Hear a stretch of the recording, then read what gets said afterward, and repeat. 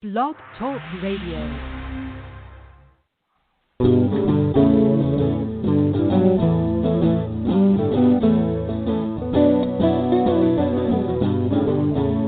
Hello, and welcome to Vacation Station, hosted by Lisa and Nancy, editors of BigBlendMagazines.com.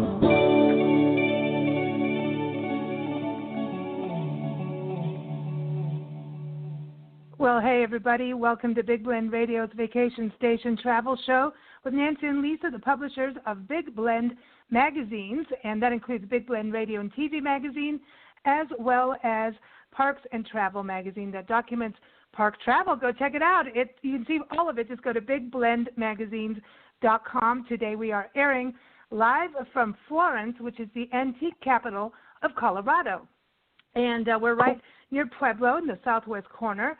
And we've got Debbie Stone joining us. Debbie is south of us in Santa Fe, New Mexico, and you know her on our shows for over the last few years. She's also a travel writer in both of our magazines. And today she's joining us to talk about her adventures on the other side of the country in the Pacific Northwest, where she explored Olympic National Park in Washington State. You can see her article up right now if you go to nationalparktraveling.com. But welcome back, Debbie. How are you doing? I'm doing okay, ladies. Thanks for having me on. How are you? We're good. Oh, doing good. Doing good. It's good to have you back. And, you know, it's funny. We're right back where we started from, like when we got to meet you last year, almost the same time last year. That's right. Oh, my gosh, that is. You're a couple hours away, actually. That's very, very nice. I'm glad are you enjoying being up there again? Yeah. Yeah, we just arrived here last night. We were in Colorado's wine country in Palisade and Grand Junction.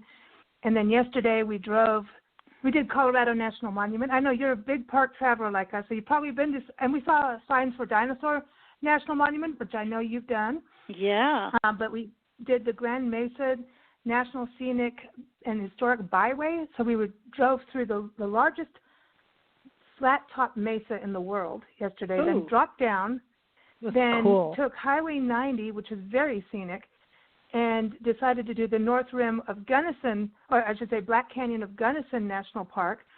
So we went from the top, like the big Grand Mesa, to standing on the edge looking down going, uh-oh, we're going to fall in. And then we went through Curasanti National Recreation Area, which is incredible. And then we followed the Arkansas River back here to Florence. It was quite, nice. Oh, and don't forget Monarch Pass. Yeah. That 11,000-foot pass. Nice. So, yeah. Nice. It was fun. Yeah. So it's Colorado's a beautiful state. It's amazing. Aspens, wildflowers, lupin, and So how is Santa Fe? Elk. Was it opening up?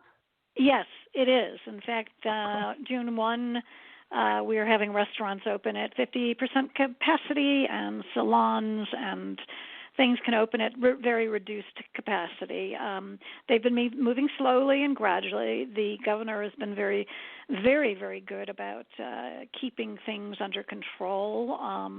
So it's all in all, Santa Fe, it's been nice. It's nice also having been restricted here. At least we have the mountains. We have plenty of places to hike and plenty of places to walk, so we can get outside, which we do every day for a few hours, and make sure that we do that not only for physical exercise but for our sanity as well. Yeah, right? The sanity thing is big. Yes. It's big and then fun. Yeah. Yeah.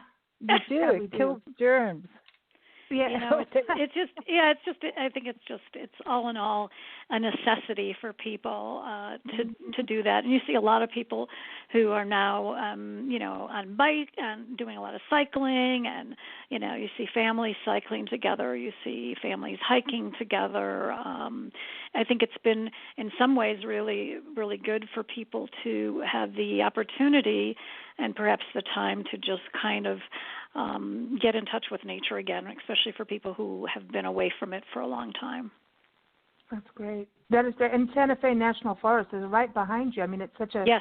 Like I remember from the downtown, it was like a 5-10 minute drive. Yeah, it's so nothing. It's beautiful. we can just hike up in there and get away. And we hike very early, so we get to the trailheads early, and then there aren't any people, and you virtually can definitely have plenty of space, and it's really, it's just peaceful, and it's just like I said, good for the soul, Yeah. Mm-hmm. Yeah.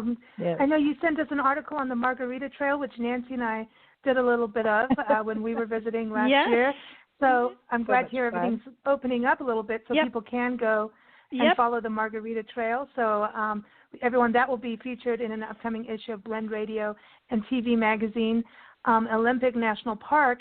This is interesting. The last few conversations we've had with you were all about New Zealand when you did the North Island, the South Island, and an epic hiking adventure. Olympic National Park, I almost feel like reading your story that it kind of has a little bit of, they share some similarities in the diversity and the biodiversity, not just the diversity of landscape, but it's like biodiverse where you went, and going from rainforest to coast. It kind of, they seem to share some, common ground, wouldn't you say? Definitely. I see a lot of commonalities. I mean, the fact that this is a national park that has the mountains, the beautiful glacier-capped peaks like New Zealand. It has rainforests, and it has, New Zealand has that amazing coastline, as does the Olympic National Park, which has this very rugged, beautiful coastline. So, yeah, they really share a lot of commonalities, and they really are both beautiful, dramatic, and great hiker paradise, Yeah, I think that this is the only rainforest in the United States. I think there are a couple others. The one in particular in the Olympic National Park, the Hoh Rainforest, I know, was designated a World Heritage Site, and it is known, I think, as the most carefully preserved of the rainforest, and I think in the northern hemisphere, actually. That is the Hoh, and it's like something with the UNESCO is a diversity global thing. So, but I think that there are a couple other rainforests, but I'm not sure. But this is the one here, Hoh in particular, but even the Quinault area. I mean, these are rainforests that are just so, primordial, and just as you walk through them, the moss is draping through, and things look like they have beards on the trees. And these are trees, these big spruce and trees that are just giant. I mean, some of them are up to 300 feet. They're ginormous, and it's just cool. It really is, I think, a very unique and special environment for people to explore because of the fact that, in an hour you can be one place with rainforest, and the next hour you're there at the coast, and it's like, so you're changing the landscape, and to me that's very unique in a national park, because sometimes national parks are known for one thing and one thing only. It's like they're rock formations or whatever, but this is a national park that I think so many people will enjoy because of its diversity. And it's one of our, older ones, too, because it was first established, I think, as a monument in 1938 and then became an actual national park in 88. But you're saying in your article that 96% of it is designated as wilderness, which I think is, I love that balance, because I think that's not only our parks for us to go and, recreate and enjoy, but a main part of it is to protect that wilderness area. So I know in a lot of parks, the wilderness Act has been in place for just over 50 years, and it really means that you can't take motorized vehicles unless you're a park ranger. You do often need to have a permit to even hike through those areas, so that it's really light footprint, and so nature can do what nature does.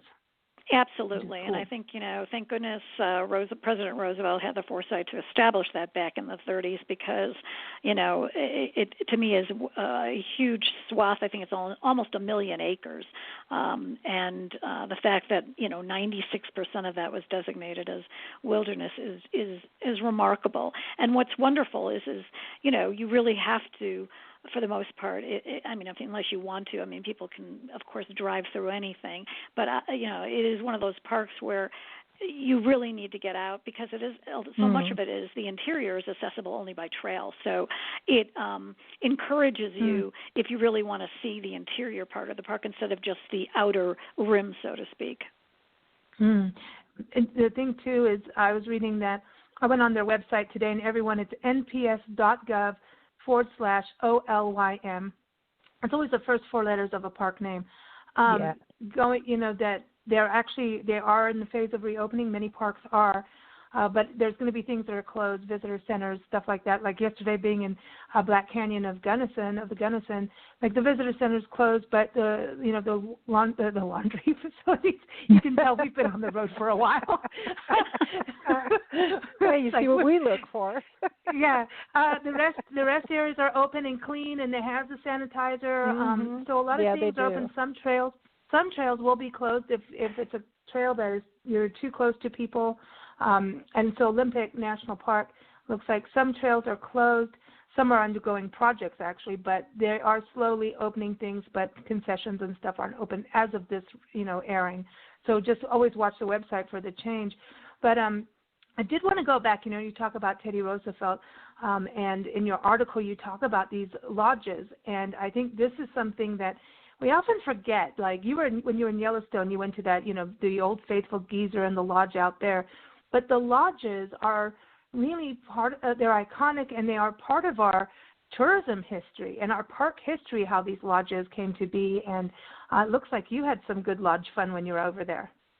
I think historic lodges, particularly those in national parks, are really they're something of a real beauty because of the fact that they are historic, and they're usually really, I think, incredible just pieces of architecture. And even if you can't stay in them, if you can go inside them and peek around, in particular this park in particular, you either enter basically from Port Angeles up on the kind of the north end, or you enter down on the south end kind of towards the Quinault area and make your way around kind of thing. But the lodges are a couple lodges are dispersed through the park, so you can go from lodge to lodge if you wish to stay at these lodges, and it makes it very easy. But for example, Lake Quinault Lodge, it's really beautiful. It's exactly what you think of in terms of a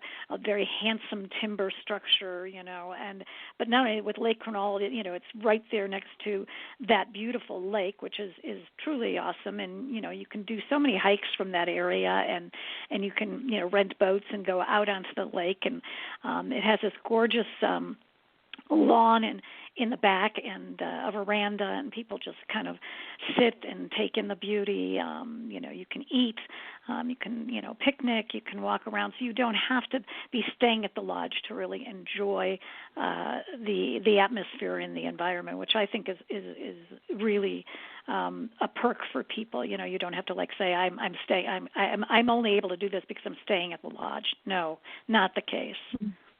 That's nice. So did you get out in a kayak? Because it looked like there were some awesome kayaking opportunities.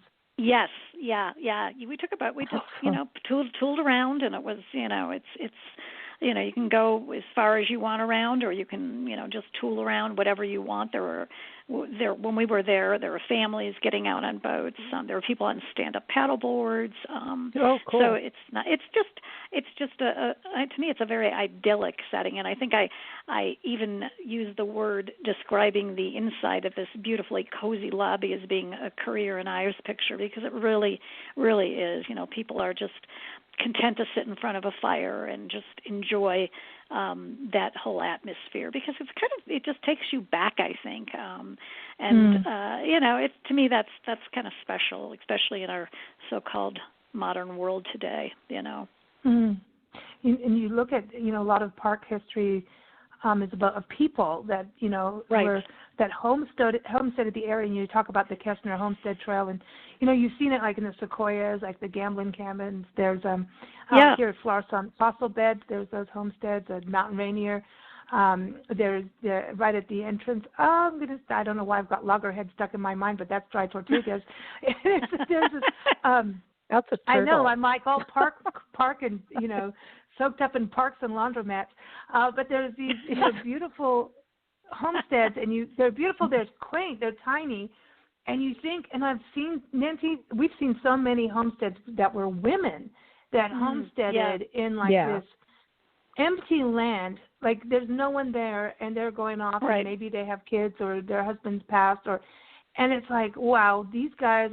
Here we are with this COVID thing, and feeling all like socially distant and not having human contact. But these homesteaders, they were some tough people to be, powerful and brave and, salt of the earth to be able to do that. And to be isolated like that, and not to have human contact, or have to ride a horse for 3 days before they could get human contact, or in that respect, they were on their own and had to to deal with every issue that arose on their own. And what's interesting about this area, just like it is in many parts of the country, these buildings and these structures were thankfully left as a historic trace for us to be able to see, and I think it's wonderful. I think it's wonderful for all ages, but it's for kids too. It's great for them to see what was a homestead, and this one in particular, they have a little tiny museum, as well as this other museum, the Lake Quinault Museum, but it gives you very colorful depictions of what pioneering life was like. How did they do things? What did they make? What did they eat? What were they farming? How did they deal with adverse weather situations and travel and all that kind of stuff? And so it's just it's an eye opener for anybody, I think. Especially when you think of how they dressed. Yes. Here they come in these big hoop skirts sometimes, or just big heavy wool, no matter what the temperature is. And then other ones, I know other women eventually, like I'm just going to wear pants. Right. But it is interesting when you think about it, like, okay, I'm going to ride a horse in this big skirt, and then I'm going to shoot rabbit for dinner. What about Rattlesnake Kate? Okay, Rattlesnake Kate, she comes from the Greeley-Weld County area of northeast Colorado. So there's the Pawnee National Grasslands out there. And so there was a lot of homesteading happening up there, and they were dry farming in prairie country. And it's harsh country to do that in. And she was, a mom, and I can't remember what happened to her husband, but she was going back on a horse. Yeah, maybe. But, I know somebody wrote songs about her, but she was intense. She went out. She had 2 guys with her or something, but she needed to get back to her homestead where her boys were, her kids. And sometimes how there's like a whole bunch of snakes at one time, like a whole den. Well, all these snakes came out at her, and apparently she just killed them. She shot them, ran out of it, got out, took the rifle and beat them and killed them, and she got into the National Geographic or Time magazine or something. She took all the skins, made a dress out of them, and she became known as Rattlesnake Kate because she killed like a huge amount of snakes. And then she went into snakery. I'm just going to call that my own word. And she was instrumental of learning how to, get the venom for, what happens if someone, gets bitten, and so she became this big snake girl. And check it out, the Rattlesnake Educational Headquarters of the world is in Greeley, Colorado at the university. They have a rattlesnake section. And anyway, I won't keep talking about rattlesnakes, but I could. But anyway, so that's Rattlesnake Kate, but she was a homesteader, and she's cool, But she had to do it because the snakes were right there by the cabin where her boys were. And she needed to get there from A to B, and she's like, get out of my way, slitheries and rattleys. So that's how she did it. Yeah, I just think that, I don't know, I think, when we preserve this is like rich heritage for our country, and I think preserving it is so essential. So I love when I am able to go revisit the past, or a past, of course, the past that I did not experience. But it's just wonderful that is available to us, to be able to see that and not just to read about it, but to see it in kind of living color, so to speak. Mm. Well, That's you cool. sure remember the history more if you've been to a place. Of course. Yeah. Absolutely. It becomes alive, Right. Yeah, I'm never going to forget Rattlesnake Kate. That's for sure. Yeah.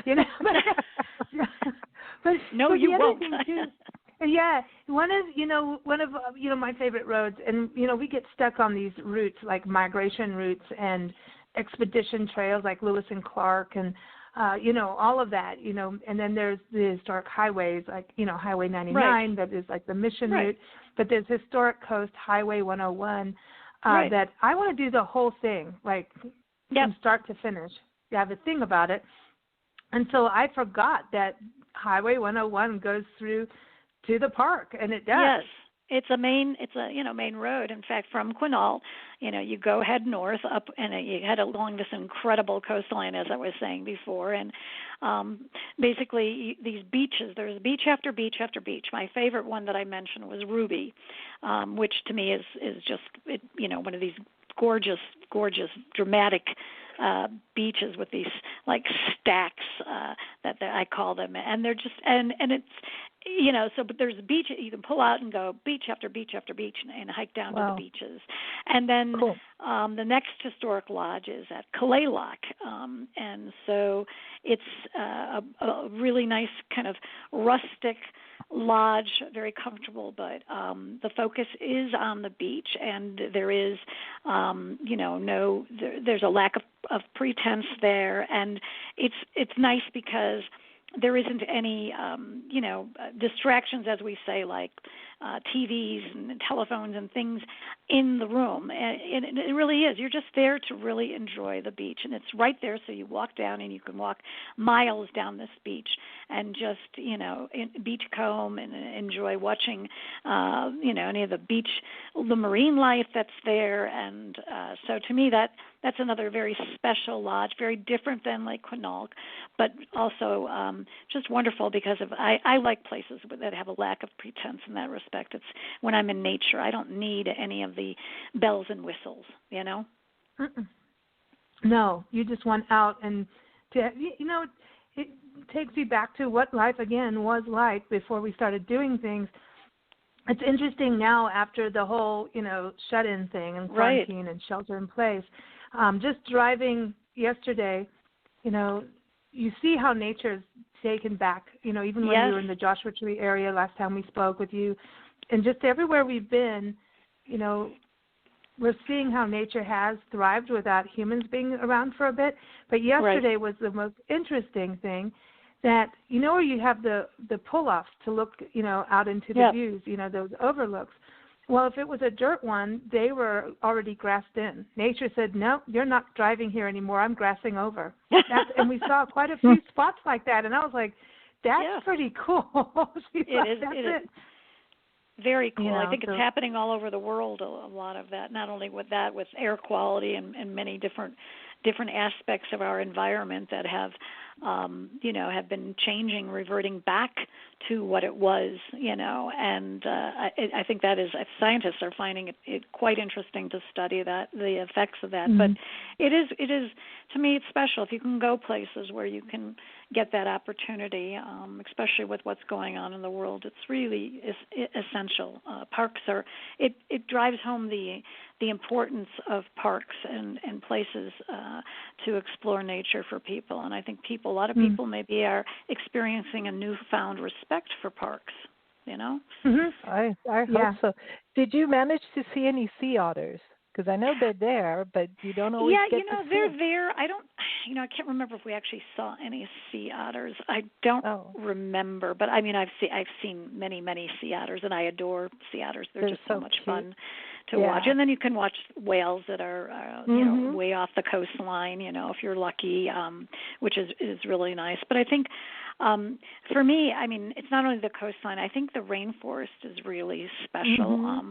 I always tell people, visit during the rainy season if you can, only because I think it makes it even more primordial and primeval, and just really gives it a very atmospheric feel. I mean, a lot of times you'll be in there, and as I said, it hasn't. Maybe you don't have the rain. It hasn't rained, but there's a mist in there too, which kind of sets the mood. But I think being there sometimes in the rainy season is very, I don't know, it's very dramatic and very special. And also, the elk are actually the Roosevelt elk, which are very predominant there. In the rainy season, they're more in the park versus going up to the high elevations later in the year. So you can have a better chance sometimes of seeing the elk. You can see those wonderful banana slugs that grow to like 10 inches or whatever. I mean, you can see stuff in there, and to me, I don't know. To me, it's kind of like, oh my gosh, this is like this really cool little world, Yeah.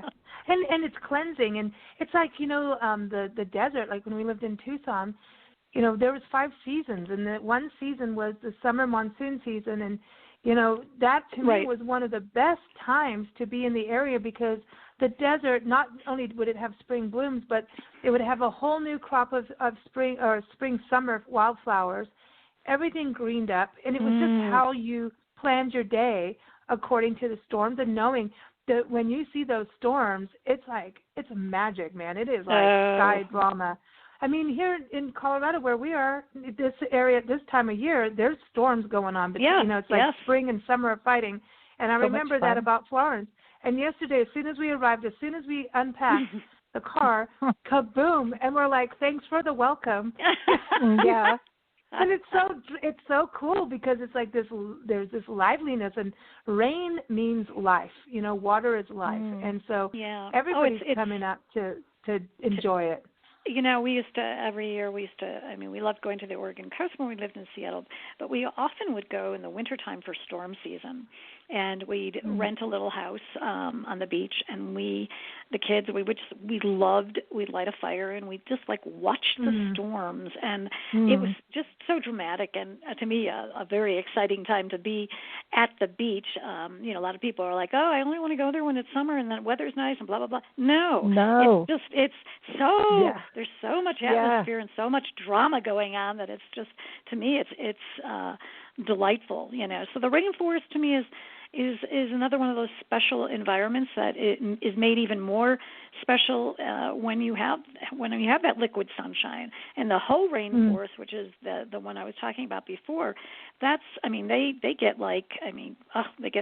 buku amount of rain per year, and walking in there, it's just this very unique ecosystem. I described it like, I don't think I even put this in my story, but to me it was like walking through this like a living green cathedral. Especially that Hall of Moses path, which is the one that is very popular in the Hoh, and you go right into this very ancient part of the forest with these colosso trees and the moss, and so that to me that is incredible paradise in there. Is that where the bench was? You have this bench it's wrapped in moss. It's like a living bench. Yes, I think that's cool. That's so cool. I love that. Everyone, again, you can see, Debbie's article and photos on nationalparktraveling.com. Just type in Olympic Park. But the other thing I wanted to touch on was I want to talk about the salmon and all that, because that's something unique. But waterfalls, we're talking about all this rain, but the waterfalls need that to happen, and that's an area. If you love waterfalls, go to this park. Yes, I think, like I said, there's just the types of scenery is amazing. So you do have the rivers and the lakes and the ocean, and then you have these, very dramatic falls. One of them is Merrymere, which I really enjoyed, and that's where you can see that from Lake Crescent, which is on the other end of the park going towards Port Angeles. But it's also one of those historic lodges as well, and one of those beautiful lakes with this stunning blue-green color, and another place you can rent boats and hang out and then hike from there, which is one of the hikes is the Merrymere falls. And then another wonderful spot is Solduck, and then people go to the Solduck Falls, and you can go to that overlook there, and that's very popular as well, another very pretty place. And there's also one of these very rustic lodges as well, and the special thing about Solduck is it's hot springs, and so you can, soak those weary bones into the hot springs there at the resort and enjoy that. So just the diversity of everything, that you can have a little bit of everything in this park. It's, to me, quite amazing. And then, of course, you've got at the whole northeast corner, you've got Hurricane Ridge, which is, your nearly mile-high ridge, and, a very popular place for people to go as well, to begin hikes from there and to see the views. So what about the salmon? You say in your article to look for the salmon cascades, or go there in the fall to the salmon cascades? Right, and that's basically in the fall. And we were there kind of in the late summer, so they weren't there. But you can, supposedly, we heard all about it, you can view the coho, and they're jumping over the falls because they're going upstream to the river. And it's supposedly a very fun attraction, and people come specifically during that period of time in September, I believe, to see the salmon. I have seen salmon jump in Alaska, for example, and it's just, I think it's so much fun. I mean, so you're like, whoa, look at them go. Yeah, cool. Yeah, they have to work hard. They really have to work hard. Oh, yes. They jump up and again till they finally, I know, weird. exhaustion, Yeah, it's like, dude, take another river or something. Yeah. Pick an easier route, please. Really? Yeah, you're making me tired. Well, I don't know, Nancy. We might be going north. We're supposed to go east, but we may be going north. So I want to do. Well, you never know with us. National Park. I know. I really want to go. I have a craving for the ocean. It's been so long. Yeah. Oh my gosh. And I need to head smell northwest, the air. I think. Yeah, head that way. There's so much to see on the way, in the area. Anywhere you go, I think there are places. I think people find that, they have a destination in mind, but I think it's along the way that they find these interesting places that maybe they weren't even aware of, and then they're looking at the map, or they look at a sign on a road, they're like, oh my gosh, look, there's that. Let's veer off there and go see that, Yeah. And so it's really some of the special things that pop up sometimes along the way to your destination. Oh, yeah, that's true. That's for us. That's the whole thing. We like to do the road trip thing because it shows. I think a lot of us are going to be doing a lot of car travel, which is what Nancy and I do anyway. There's going to be a lot of road trips happening across the country this year, and I think parks are definitely a healthier destination, and the communities. I mean, we've been staying in small rural areas since we headed back on the road. And when we were sheltered in place in 29 Palms, it's home to Joshua Tree National Park, which is open now. Again, just not everything is open within the park. Right. But we went up 395 through Mono Lake, and, those areas are incredible. And really stayed nice. in Yerington, small town, very few cases of COVID. There was zero when we were there. And the hotels you can't even walk in without using their hand sanitizer to walk in. And so when we went to Palisade, Colorado, and Grand Junction, it's very similar. A lot of the places are making sure that it's like you were talking about restaurants that are, 50% capacity. It's the same thing for a lot of lodging destinations. And this is also a time to look at your older style motels that open up outside instead of being in a hallway. You know what I mean? So there's that to look at. And also, the bed and breakfast. We've been staying in bed and breakfast, and we even camped in a resort, in a campground, and, having those little cabins. So tenting and all of that may be the way to go because you can keep that social distance, that 6 feet apart. So check it out. There are opportunities out there, and businesses are trying to stay open. I think my view about all this in terms of everything is, first of all, I will not let fear dictate my life. And exactly. if I let fear dictate my life, I will never leave my home again. Yeah, exactly. So my feeling is I can do this. I can go places. I need to assess risk. I need to be cautious on certain areas. I need to have specific supplies with me. I need to have my mask, wear my mask. Exactly. But there are ways to do this, and I think there's such a fear factor involved, and I just cannot let fear dictate my life. I really can't. And yet I can also be sensible and cautious at the same time. That's exactly what we're doing. Right, and everywhere we went, the instinct when you meet new people, which was what we were doing all along the way, was to shake hands, and people all started to put their hands out and then pulled them back. It's almost like a new dance. It's the non-handshake. And so people are really very aware, and everybody is standing at least 6 feet or more apart. They get it. So I feel like it isn't that dangerous. And I think if you always take those, walk away. Yeah, you need to just take those precautions. And I think hotels are going over and beyond the cleansing situation. Mm-hmm. And even hotels, you don't check in personally. There's no contact. There's contactless ways to get into your room. You don't have housekeeping come in. You can maintain all of that, and you just have to be cognizant and aware, but it's possible to travel. And if you're not interested in eating in a restaurant, get your food, get it takeout and go to a park and eat it. Bring a cooler, have food with you. If you want, you can reduce those risks as far down as possible if you want. So there are ways. You just have to you have to give it more thought, and perhaps not be as impulsive as you were in terms of your travels, just thinking things out. But, we have a number of road trips that we're going to plan to do this summer, and that's what we're going to do. It's what we're comfortable doing. At this point, I'm not interested in getting on an airplane right now.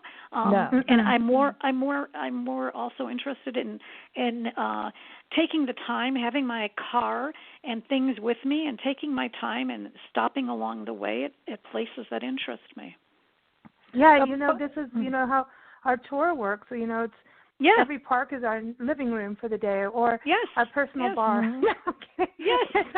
We have our Portofino moments. You know how we are, and it's like yesterday. It was a long drive that because we kept stopping, but the views that we had. I mean, it's like seriously, they're jaw dropping, and you can't beat it. And it's that way of travel is so cool and calm, and people in parks are more relaxed because they're in this beautiful scenery.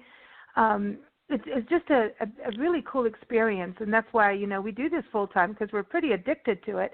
And yes, most restaurants are doing takeout. Sorry, Nancy, go ahead. No, I was just going to point out that in our travels, going over so many roads for so many miles, I would just shout out to people who put weird stuff in their gardens for us. Oh, yeah. I love these weird sculptures and strange things that are in the middle of a cornfield or whatever. All of a sudden there's this thing, and you're like, look at that. So much fun. It's the thing. Here we are, the thing. I know. It's so much fun. The golf ball. What's the golf ball? This giant really. Golf ball. Where is your next destination, Debbie? Actually, we're heading to Colorado, and actually we're heading probably not too far from you. We're going to spend a little time in Montrose, and we're going to go actually do. Years ago, I'd looked down at that wonderful Black Canyon, but this time my husband's never been. We're going to go to the Black Canyon. Cool. And then Excellent. we're also going. I had been, but my husband's never been, to Great Sand Dunes and National Park, another one. And we're also going to Mesa Verde, and and into Durango, and so that's our. We're kind of dipping our toe in for a kind of 5-day thing, and then we'll come back, and then we have another road trip planned. And this time I've never been up. We're going into the northwest corner of Nebraska, and then we're heading up to Theodore Roosevelt National Park in North Dakota. And so we're doing a longer trip, and then we're actually coming back and staying in Rocky Mountain National Park for a couple days. And wow. So we have a that's kind of like a 10, 11-day trip going up there, and I've never been in Nebraska, never been in North Dakota, and those are the 2 remaining states left of the 50 states that I've yet to be. And wow. so we decided if there was ever a time to do it, this is now. Yeah. Cool. So yeah, that's if you're in that area, I highly recommend, without us having been there and having done interviews with park rangers, going to Missouri National Recreation River. It's one of the wild and scenic rivers, and it's not too far from where you are going, I believe. Oh, good. It's near Yankton, and it is part of the Lewis and Clark Adventure. Also, when you're in Great Sand Dunes National Park, which is incredible, there's all these forests, the San Juan Forest and San Isabel Forest, but there's also the UFO viewing station. That's a must. It's just one of those weird roadside attractions that apparently people have beamed up from there. So and then Montrose, that Montrose area, I want to go to Montrose. That area, again, Monarch Pass. Thank you, 11,000 feet. That became a surprise. We went along 50, from Salida area. You follow the Arkansas River. And you'll hopefully go through Currisanti National Recreation River area, what we did yesterday. We also went through that in the fall when we drove back to Yuma. And so we went along 50 from Currisanti through Black Canyon and then to Montrose down through the San Juan. So you guys, you're probably better at driving mountain passes than me. But anyway, if you go up onto 92 from Currisanti, you must go to Hermit's Rest. I'm telling you, it is mind-blowing. The mountains, you can see the San Juans all the way in the back, but there's this sheer drop, and it's a beautiful trail that we didn't get to do, but somebody else did. But we had our little sip of wine and cheered them on. But it's go down, and sandwiches, not a lot of wine because it's a real good mountain pass, but you look down, and there's this deep, deep turquoise green lake and area. It's amazing. Currisanti really is all part of the Black Canyon. And so that whole region, and the North Rim is exceptional. You're on a little dirt road, well maintained. That is exceptional. We did a little bit, only a chunk of it yesterday because of time, but we saw Colorado great sand cranes, which I didn't think we would see in Colorado yesterday. Wow. So, that was cool. You're in for a real treat, and I can't wait to hear about it. I know you. I'm going to send you photos today so you can see where you're going in some of the places. But it's epic. I think that there's just so much epic scenery around. It's just mind-boggling. And so, like I said, taking a nice road trip and being able to do and see these other places, and not necessarily a magnet thing, but other places. I know in northwest Nebraska there's these amazing Scotts Bluff, the National Monument, Chimney Rock, the National Monument. There's so many little places that I have just have been exploring, and have been doing some armchair traveling during this lockdown period, and so we're like, okay, let's do some of this stuff, and let's put it into a road trip, and so we're also going to do the Cave of the Winds National Park, and cool. So there's I'm trying to do, my husband and I, we both love national parks just like you ladies do, and so we figured we're going to try and see a bunch of national parks, and make that somewhat of our goal this summer, and do it our way, And we find that there's state parks that are kind of buffer zones for the national park. Right. So we just now include that. Yes. And then when it's time for Portofino more than once, then we go to a community park. And walk the dog. The state parks are some of the state parks are really beautiful, quite incredible, and so lesser well known. You know what I mean? So it's really nice to take advantage of trying to visit those, because mostly those are places that maybe locals are aware of and frequent, but not people that necessarily are coming to visit the national park. The thing too, when traveling this way already, we've also seen a lot of bed and breakfasts in places that, to respond to COVID, starting to put refrigerators with freezers in their Yes. rooms. Yes. So there's a lot of that happening, and there's a lot of products out there that help. Like we have a cooler that folds down into like it's like a piece of paper by the time we're done. So there's all kinds of things out there that are available to make it easy on the road. And I'm going to say this too. Don't leave your disinfectant wipes open in the car. Someone will try and steal them. Yes. You keep them and also sometimes sometimes if you leave those wipes out, they dry out as well. So you have you have to make sure you keep them moist and everything. And like I said, you take the necessary things that we need with us now, but you take a little bit of extra effort and planning, but it can be done, and people just need not to fear getting out. Okay, so I got to ask you this question because it's my new favorite question. Because you're doing parks this year, so this has become a big national park show, which is awesome.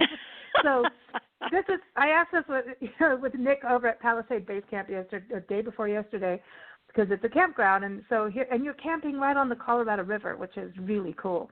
Nice. I know. Like, if you go through that area, let us know, because, I'm telling you, it is some of the best wine we have had in years. I mean, really, that wine country it's like a little Napa. It is, and yet it's very approachable, super cool. They have a fruit and wine byway. So all these people are cycling through the orchards and the vineyards. Nice. And then some wipe out, I'm just saying, because there is a peddling and spilling problem. But it is, if you go up that area, I'm telling you, that area is amazing. And we thought of you at Colorado National Monument because so many parts of it reminded us of Monument Valley, where you had been. And so that area, I would leave the Navajo Nation area alone this summer. I know that they're really having a hard time, so plan it for another time and whatever you can do to help them. There's a lot of donations and nonprofits trying to get them help. But the best thing to do is to not overburden the region and let them get healthy and not bring it in. That's the other part. We may be, careful for ourselves, but we also don't want to give it and be the carriers of travel. So that's the other part. But campfire, now you're around the campfire, what we want to know is you can invite anyone, so like our happy hours, anyone to the campfire to hang out with you. So alive or passed on, who would be the campfire guest? And since it's your campfire, what is on the menu to eat and drink? And where? Where are you going to be? Oh, we got to put a location. Where? Gosh, that's a. I know. Surprise. That's a tough one. God, who is the naturalist? Who is that famous naturalist? John Muir. Yes, John Muir. Okay, so John Muir, when we were in Yosemite, John Muir was responsible for getting. Was it Roosevelt? I believe getting. Yes, Roosevelt. Getting him to see and understand how special the land is and these Stephen special Mather. Places. Yes. Yeah. And so I think it would be really interesting to have a conversation with him about, I mean, he was somebody with such forward thinking, but somebody who just, nature was it for him. And I think it would be very interesting to talk to him and also to find out how he convinced, other people to really respect nature and to really conserve and preserve and do these things that were so important in setting our country on that course. And so I think I would do that, and I would think I would just, making it very simple. I love roasting things on sticks. So I'm a big shish kebabish type of person. So I think I would take sticks and I would put my veggies and if he wanted some kind of meat, whatever. But I would grill those suckers up and and then I'd have some kind of thing like a s'more to finish it off. And of course, some wine. Although he probably at that time, not necessarily, I don't know if wine was it, but he probably was interested in whiskey. I'm not sure, but you can put bourbon in it some more. Yeah, you can. And you it's can going to put really it in catch on fire. Yeah, you dip your marshmallow and then put it in the fire and see what happens. Dip it in Yeah, bourbon. but I just think I would have this real kind of traditional campfire thing, and just just chat over my food on sticks, so to speak. And I just think it would be fascinating to hear his perspective, because he was such a star. I think when our politicians make decisions concerning our land, that they should physically be in the land, not in the White House, not in the Senate building. They need to physically travel to the piece of land.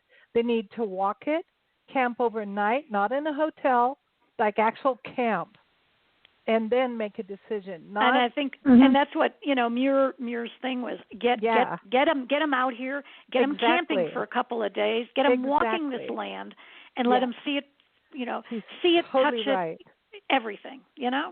Well, he was a vegan, and he was with Teddy Roosevelt, a big game hunter. So it would have been interesting to see, hear that conversation. But they did. They slipped out, and Mather was there too. I know, they had this big thing, and this is what helped our park system. Did all these artists really creating, sharing the beauty of it. So it's really, I believe, experiential what he did, and he also is the founding father of the Sierra Club.